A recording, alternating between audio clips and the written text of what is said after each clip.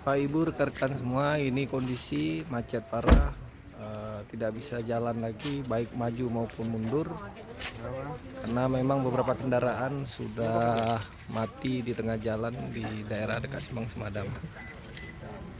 Air juga sudah mulai naik. Ini sudah mulai mendekati kondisi.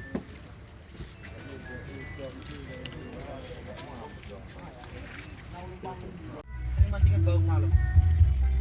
Orang ini takut emang ya aja, minta dapat, minta.